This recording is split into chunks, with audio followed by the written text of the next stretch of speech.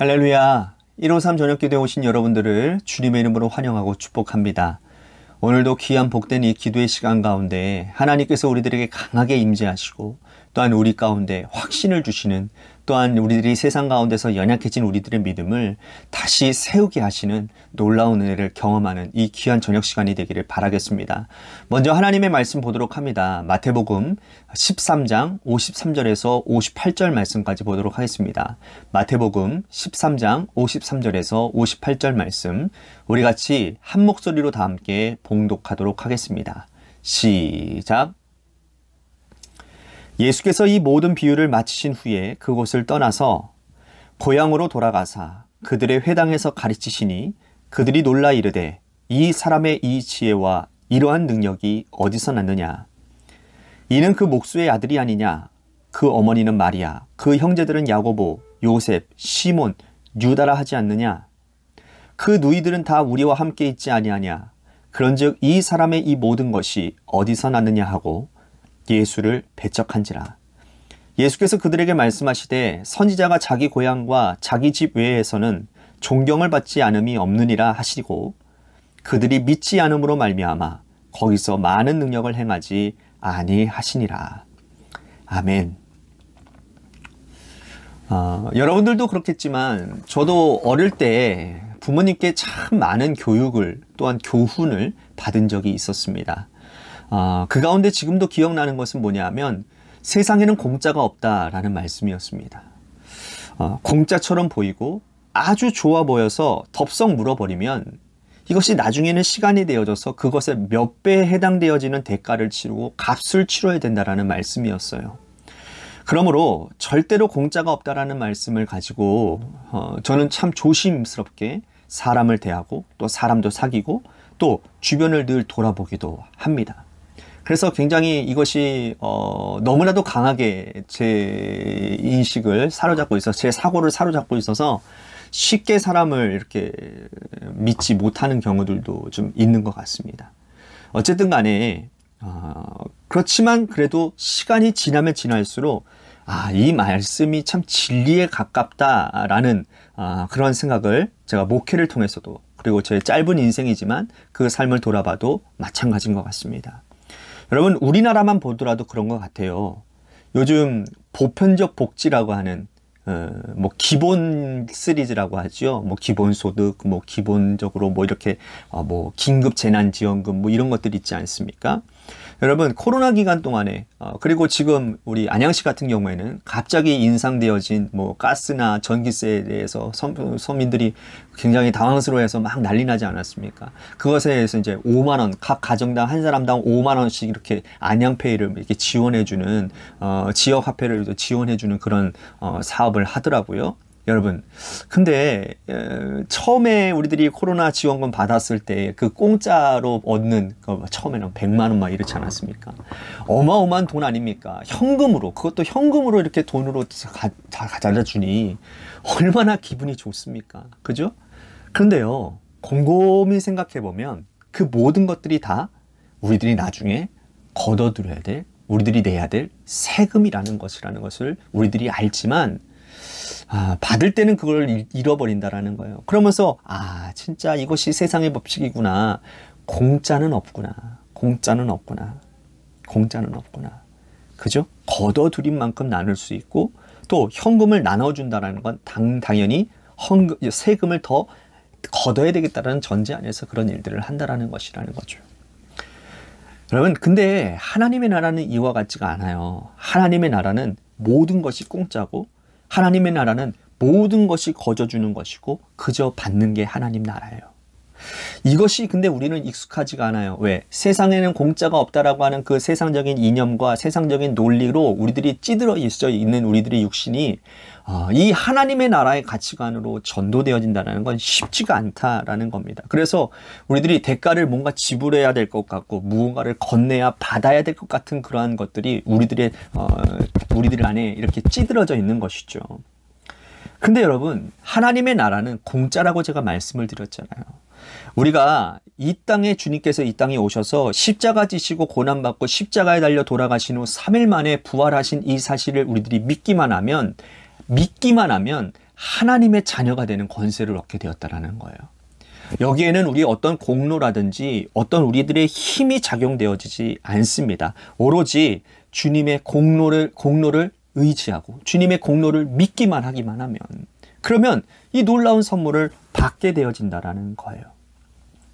그럼에도 불구하고 우리들이 아까 전에 말씀드렸지만 그러한 어떤 세상에는 공짜가 없다라고 하는 논리에 우리들이 사로잡혀 있는 나머지 무언가 자꾸 이 하나님의 은혜 안에서 하나님이 우리들에게 베풀으신 이 은혜, 구원의 역사 가운데서 뭔가를 자꾸 하려고 한다는 거예요. 어떤 무언가 행위를 통해서 우리들이 구원을 이루려고 하는 것은 잘못된 거예요. 왜냐하면 구원은 전적인 하나님의 은혜를 통해서 일어나는 것이기 때문에 그런 것이죠. 우리의 행위가 나쁘다라는 게 아니에요. 행위를 전제로 해서 하나님의 일을 이룬다라는 것이 잘못되었다라는 것이죠. 우리는 행해야 되는 겁니다. 그 행함 가운데서 하나님의 은혜가 임할 때 그 하나님의 일이 일어나는 것이지, 우리가 이렇게 함으로 인해서 이런 일들이 일어난다라는 것은 잘못된 신앙이라는 거예요.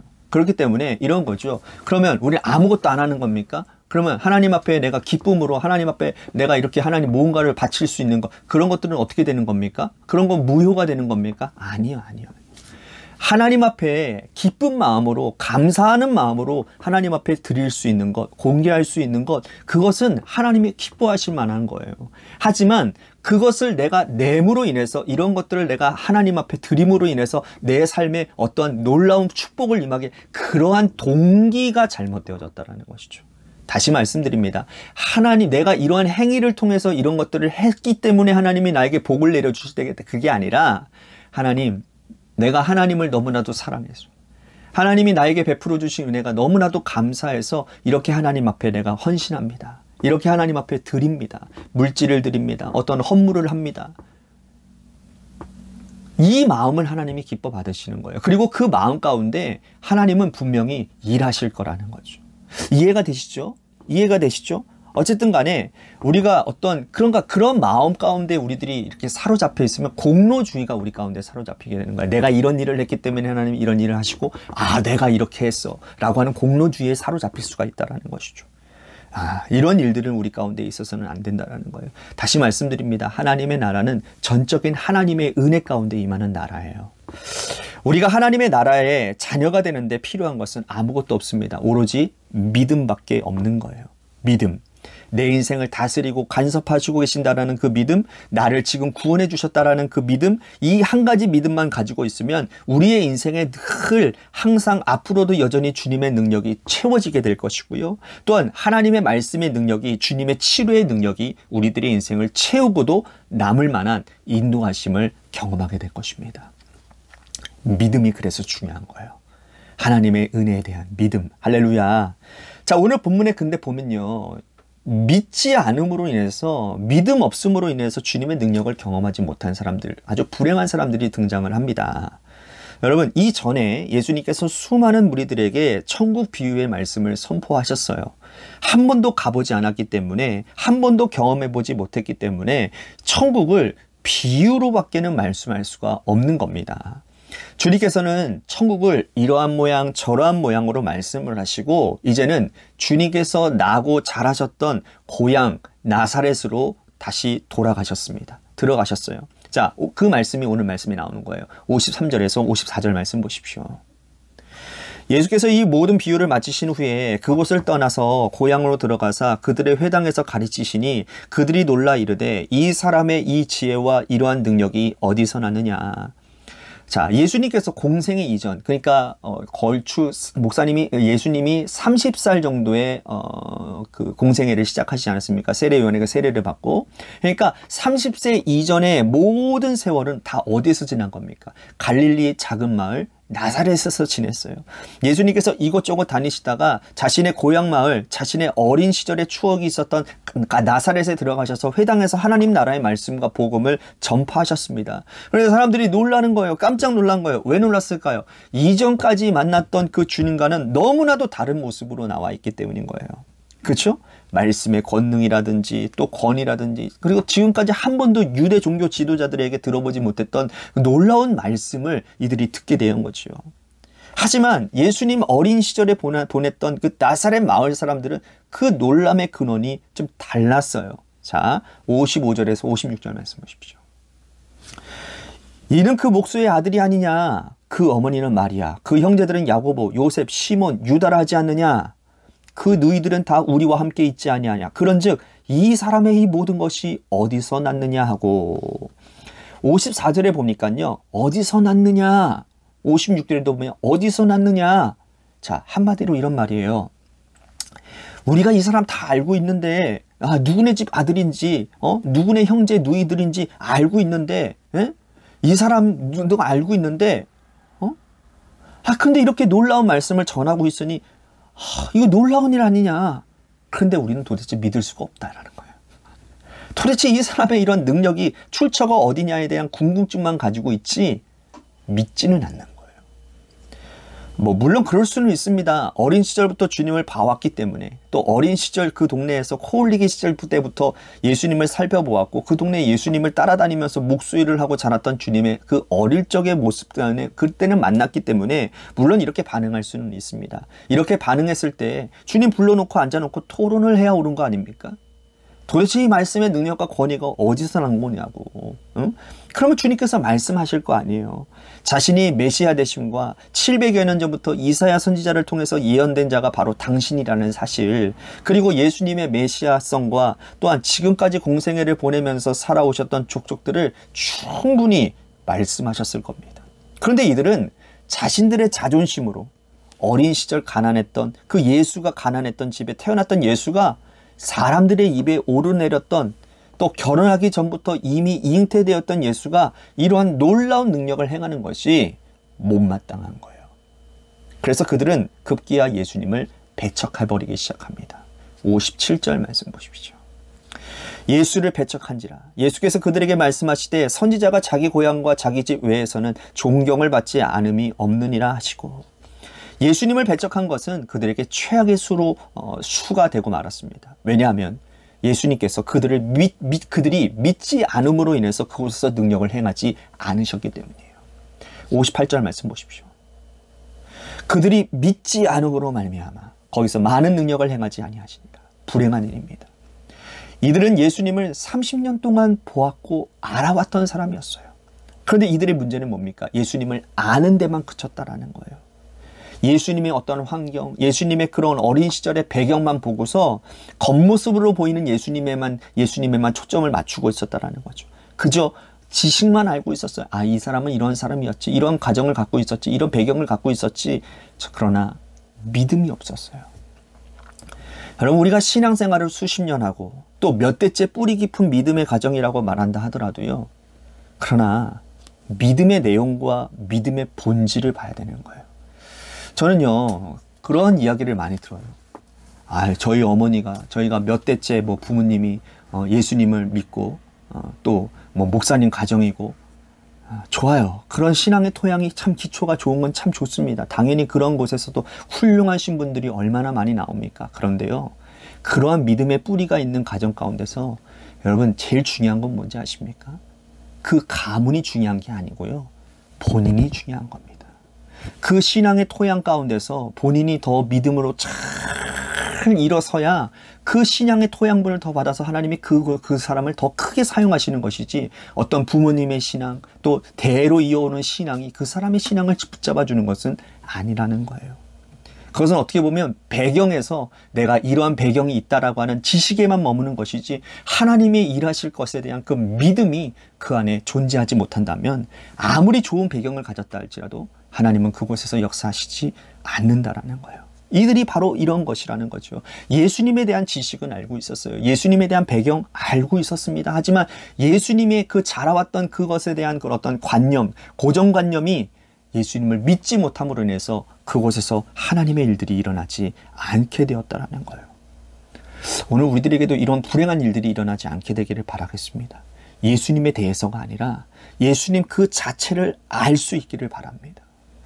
우리는 이전에 예수님을 처음 만났던 사람들이 구원받은 사건들을 잘 알고 있습니다. 나병 환자, 주님 처음 만났습니다. 산상수훈 말씀 마치시고 내려오시는 주님을 붙잡습니다. 목숨 걸고 주님 앞에 나와서 여쭙습니다. 주여, 원하시면 나를 깨끗하게 하여 주시옵소서. 예수님께 손을 내밀고 그에게 대시고 말씀하십니다. 내가 원하노니 깨끗함을 받으라 말씀합니다. 처음 만났어요. 일면식도 없었습니다. 예수님에 대해서 그저 듣기만 했던 사람이었습니다. 중풍병자, 누워서 예수님에 대한 소문만 들고 있었던 사람이었습니다. 그를 불쌍히 여겼던 친구들이 이 중풍병자 친구를 메고서는 주님 앞에 나와 간청합니다. 주님이 그의 죄를 선포하시고 죄사함을 선포해 주시고 병도 낫게 해주시지 않습니까? 하인이 병들었다고 해서 주님께 나온 백부장, 그도 역시 이방인이었기 때문에 예수님께 나올 수 있는 사람이 아니었습니다. 하지만 그도 소원대로 하인이 병을 낫는 축복을 얻게 되었습니다. 한 번도 주님을 만나보지 못했는데 주님의 능력을 경험했던 사람들, 30년 동안이나 주님에 대해서 알아왔지만 믿지 않음으로 인하여서 능력을 경험하지 못했던 사람들, 우리는 어떠한 선택을 하겠습니까? 우리가 알고 있는 주님에 대한 지식이 문제가 아니라 있는 그대로의 믿음, 순전한 믿음이 우리를 인도하는 믿음이 될 수 있게 되기를 바라겠습니다. 예수님에 대해서 아는 지식을 자랑하는 게 아니라, 어떤 가문을 자랑하는 게 아니라, 그 어떤 것도 주님과 나와의 관계를 막을 수 없다라는 순전한 믿음, 내가 가지고 있는 문제를 가지고 주님 앞에 온전히 그냥 순수히 주님께 아뢰고 주님께서 나의 모든 문제를 해결해 주실 것이라고 하는 확고한 믿음, 그 순수한 믿음으로 오늘 우리가 하나님 앞으로 나아가는 신앙생활을 할 수 있게 되기를 바라겠습니다.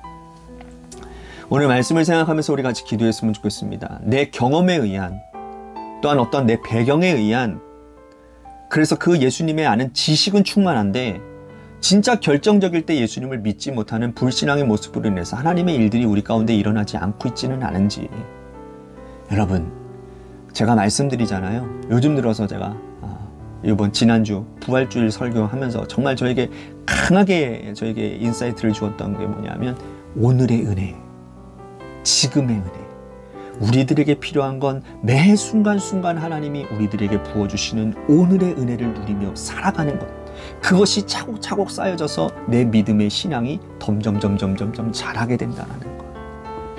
어떠한 내 공로, 30년 동안, 내가 20년 동안 예수 믿었다. 여러분, 교회 다니는 것이 뭐가 그렇게 중요합니까? 죄송합니다. 그런데 이 말 또 여러분들 오해하지 마세요. 교회 열심히 다녀야 되죠. 그러나 교회 다니는 행위가 중요한 게 아니에요. 내가 30년, 40년, 20년, 10년 그런 신앙생활을 내가 그렇게 경력을 쌓아왔다는 게 중요한 게 아니라는 거예요. 지금 이 시간, 오늘 이 시간, 매 순간순간 하나님 나에게 임하시는 그곳 가운데서 주님이 원하시고 바라시는 곳에 우리들이 순종하며 나아가는 그 족적이 우리들 가운데 필요하다라는 거예요. 그 은혜가 오늘 우리 가운데 충만하게 임하여 주시옵소서라고 우리 같이 기도했으면 좋겠습니다. 또 한 가지, 우리 교회를 위해서 간절히 기도해 주시고, 또한 우리 육신의 질병으로 고통당하는 우리 신면 집사님 아버님을 위해서 여러분들 기도해 주십시오.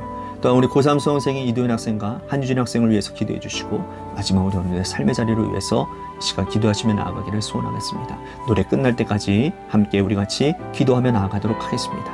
기도하시겠습니다.